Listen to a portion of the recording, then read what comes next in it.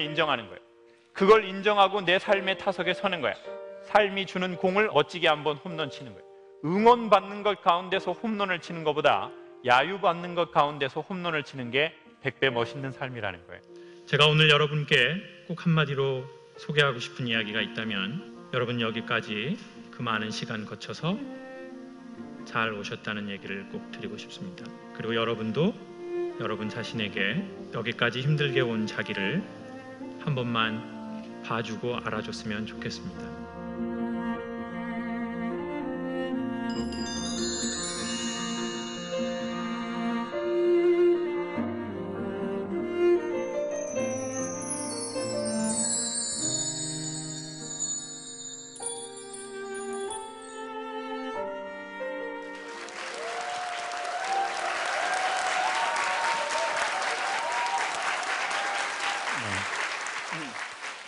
네. 오늘 오신 분들이 다 대학생이신가요? 네. 얼굴이 아닌 것 같아서 제가 여쭤본 겁니다. 네. 저는 여대에서 강의를 한 5년 정도 했는데요. 이제 그때 처음으로 여대생과 젊은 청년분들이 관심 있는 거를 좀 알게 됐어요. 제가 한번 소개해 볼게요. 일단 우리 여성분들, 여성 청년분들은 살을 빼고 싶어 합니다. 살을 엄청 빼고 싶어요. 그리고 빼지는 않습니다. 그냥 빼고 싶어 합니다. 네.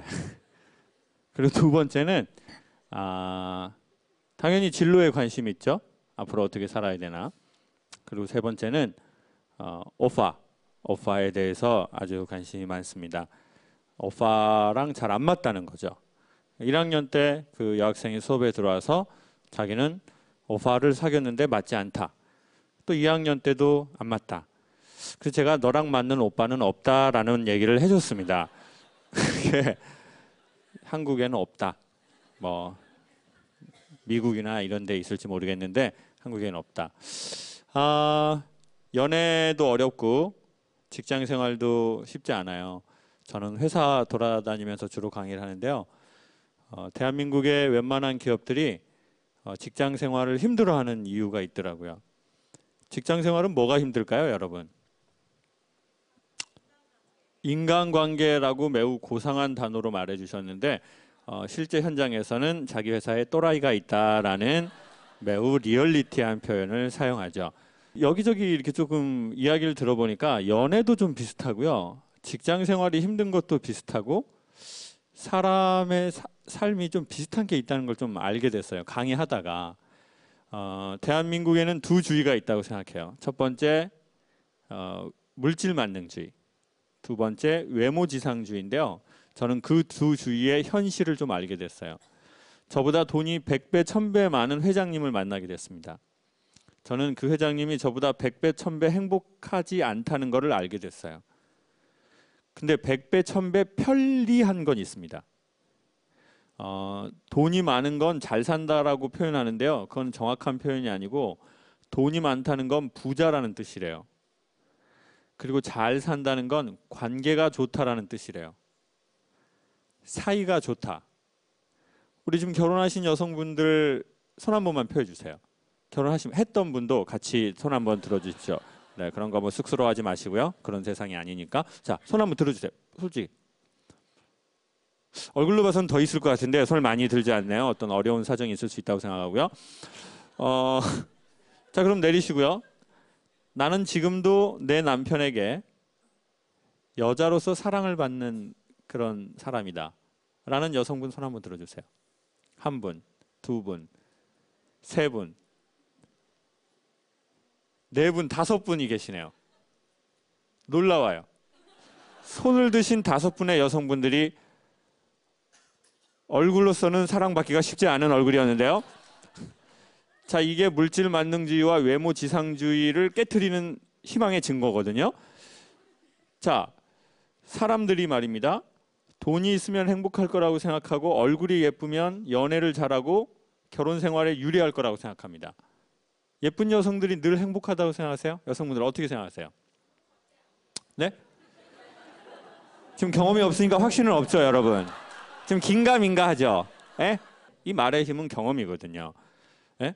앞에 두 연사분이 강연을 전문적으로 하시지 않지만 저분들의 말에 힘이 있을 수 있는 건 다 본인의 경험만 얘기하고 있기 때문이거든요. 한 분은 사업하신 얘기, 한 분은 내가 직접 운동한 얘기. 이 예쁜 여성분들은 제가 만나봤어요. 저는 방송하면서 영화 배우, 가수, 모델 이런 분들을 만나봤는데요.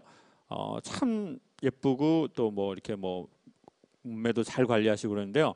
분장실에서 실제 얘기해 보면 예쁜 만큼 그들의 삶이 화려하거나 괜찮지 않은 분이 많다는 걸 알았어요. 미인 박명이라는 말이 그냥 나온 말이 아니거든요. 미인 박명, 미인 박복. 이쁜 여성들은요 너무 예쁘잖아요. 이미지 관리상 알바를 하지 않더라고요. 여러분 너무 예쁜 분들이 알바하는 거 보셨어요? 특별히 연예인들은 이미지 관리하려고요 알바도 못하게 해요. 회사에서. 예쁜 여성분들 겉은 화려하지만 진짜 힘든 분 많아요. 진짜 예쁘다고 행복한 거 힘들어요. 물론 안 예쁘면 더 힘듭니다. 많이 힘듭니다. 진짜. 여러분 길에서 자빠져 보세요. 안 도와준다고요. 예? 여기 그 로타리에서 자빠져 보시라고요. 그냥 남자들이 말만 해요. 피난다 이런 얘기. 대박 완전 아프겠다 이런 얘기만 한다고. 진짜 의지할 때는 신앙밖에 없다고 생각해요. 예뻐도 힘들죠. 안 예뻐도 힘들죠. 돈이 있어도 힘들죠. 돈 없으면 불편합니다. 돈 많잖아요. 신경 쓸 게 엄청 많이 생기실 거예요. 이제 건물이 생기고 직원들이 늘어나고 얼마나 힘들어요. 자, 그러면 인간의 괜찮은 삶은 어디에 있을까요? 전 그것을 고난이 없거나 역경이 없거나 그렇지 않다는 걸 저 앞에 두 분하고 서로 강의를 의논하지 않았는데 내용이 상당히 유사하다는 걸 알았어요. 자, 두 분의 강연을 여러분 들어보셔서 아시겠지만 힘들다, 비난이 온다, 역경이 있다. 계속 이 얘기를 하세요. 저는요. 그 학교에서 질문을 받는 경우가 있어요. 그러면 어떤 여학생이 이런 질문을 지금도 기억나요. 3년 전인데요. 교수님, 오빠가 군대에 갔습니다. 기다려야 하나요? 말아야 하나요?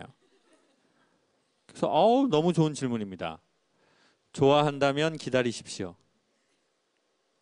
좋아 보였다면 기다리지 마십시오. 좋아하는 것과 좋아 보이는 것은 무슨 차이인가요? 아주 간단합니다. 좋아하는 것은 좋아한다고 생각하는 것을 위해서 대가를 지불하는 것이 좋아하는 것입니다. 근데 좋아 보이는 것은 좋아한다고 생각했는데 막상 거기에 대해서 대가를 지불하지 않는 것, 그것을 좋아 보인다라고 하는 겁니다.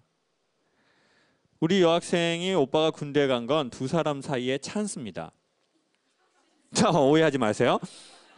찬스라는 말이 무슨 말이냐면 이 오빠를 정말 좋아했는지 아니면 이 오빠가 좋아 보였던지를 확인할 수 있는 기회가 온 겁니다.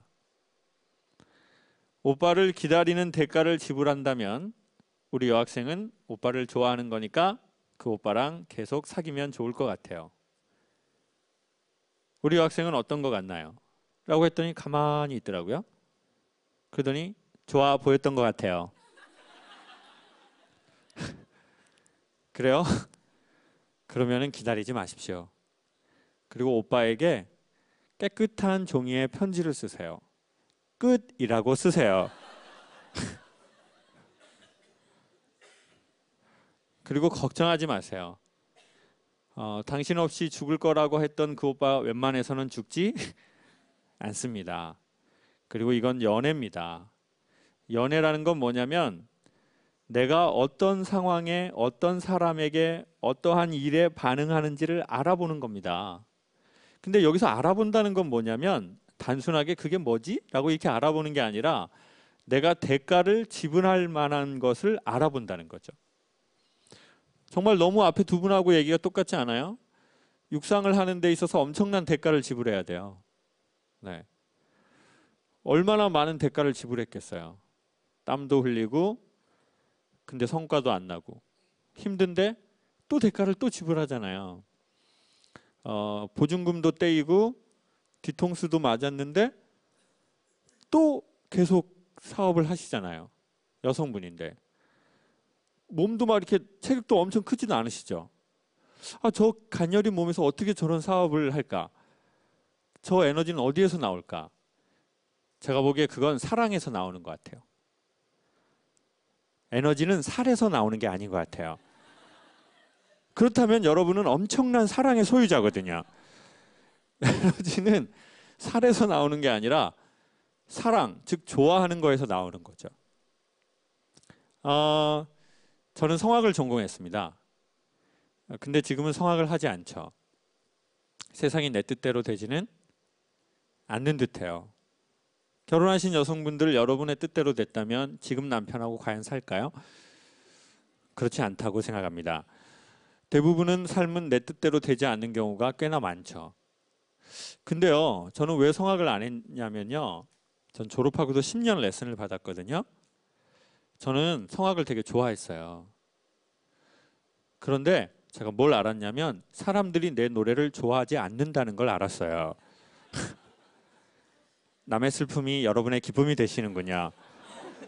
자, 보세요. 제 생각에 1등 할 필요는 없다고 생각해요. 전 이거 좀 바보 같은 얘기라고 생각해요. 뭐 1등. 저는 인간의 행복은 1등에 있다고 단언하지 않아요. 어디에 있냐? 전 잘하는 거에 있다고 생각해요. 그럼 잘하는 게 1등 아닌가요? 아니, 그렇게 말하고 싶지 않아요. 잘은 뭐냐면요.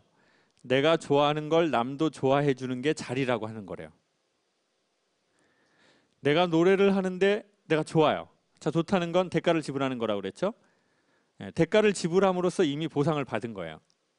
사람들은 뭔가 보상을 받아야 보상을 받는다고 생각하는데 사실 내가 정말 사랑해서 대가를 지불하면 그거 자체가 이미 최고의 보상이에요. 그 사랑이거든요. 근데 내가 좋아하는 걸 남도 좋아해 주면 이걸 잘한다고 하는 거죠. 그러면요. 1등이 아니어도 인간이 행복할 때가 있더라고요.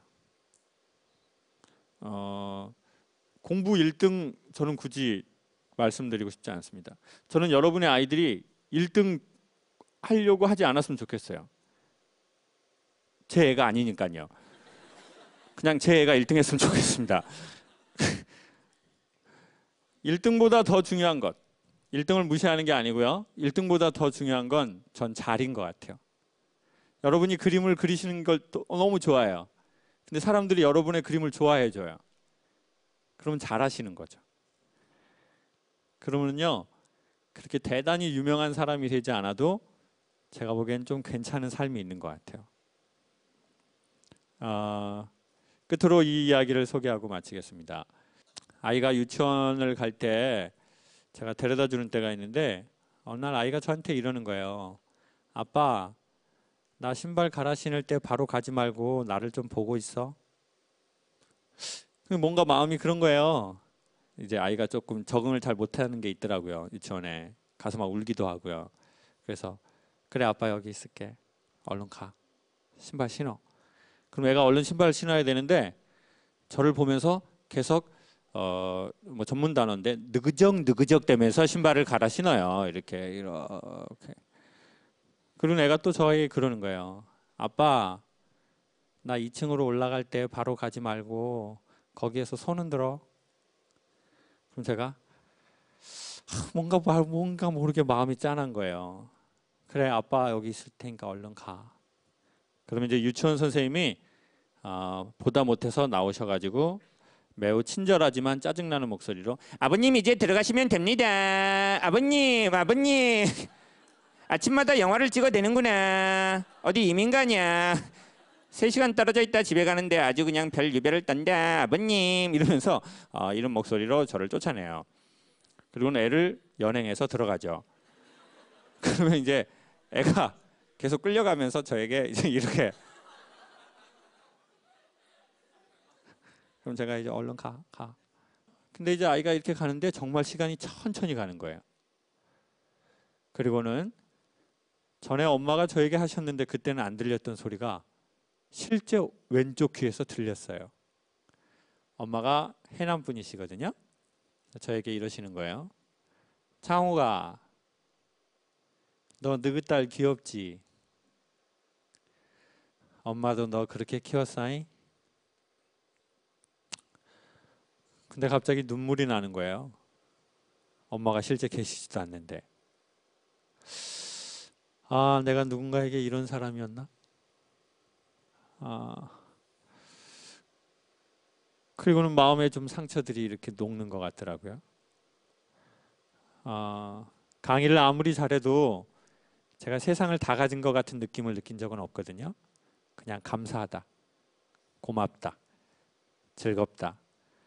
이거였는데 아이가 가는 뒷모습, 그리고 엄마가 저에게 하셨던 엄마도 너 그렇게 키웠어잉? 라고 했던 그 말에 세상을 다 가진 것 같은 느낌이 좀 들더라고요. 그리고는 부모와 자식의 사이를 옛 사자성어로 기록한 말이 있는데 너무 식상해요. 근데 그 말이 생각이 났어요. 혹시 들어보셨나 모르겠는데 그 계좌이체라는 사자성어가 있거든요. 엄마에게 계좌를 이체해야 되겠구나. 나를 이렇게 40년 넘게 바라보셨던 그분에게 계좌를 이체해야 되겠구나. 제가 제 딸을 그렇게 보듯이 저희 엄마가 저를 그렇게 봤듯이 여러분도 누군가에게 그런 딸이고 아들이라는 말씀을 드리고 싶어요. 청년 때에 힘드실 거예요. 어른이 돼도 힘들거든요. 근데 제가 정말 말씀드리고 싶은 건 왕의 반지 안에 써진 문구인데요. 이자로 시작되는 솔로몬 왕의 반지 안에 써진 문구는 뭘까요? 청년들에게 도움이 된대요. 광주에서 이 또한 지나가리라. 전에 순천 갔더니 24K라고 하셨는데 빛골 광주에서 지혜로운 답이 나왔네요. 왕의 반지 안에 써진 말은 24K가 아니죠. 왕은 18K 안 합니다. 이것 또한 지나간다는 말이 있대요. 여러분 청년 때 힘드시죠? 근데 힘 있는 사람이 되려면 힘 들어야 된대요. 이게 힘의 법칙이래요. 그러니까 힘 들어버리겠어 라고 하면 여러분 힘드신 게 여러분을 힘 있는 인간 만들어 드릴 거예요. 근데 힘들기 싫어하면 여러분이 갖고 있는 힘을 뺏어갈 거예요. 이 젊음의 시간이. 힘드실 각오하시고 이거는 지나가서 여러분을 힘 있는 사람 만들어 줄 겁니다. 그리고 최종적으로는 힘들 때는 가끔 손을 들어서 힘들다고 꼭 얘기하십시오. 그러면 삶의 그 무언가가 아주 작게라도 여러분을 도와드릴 겁니다. 그래서 그 힘든 시기 지나가면 나중에 또 힘든 사람 보일 거거든요. 그럼 그 사람들 좀 도와주십시오. 건강하세요. 고맙습니다.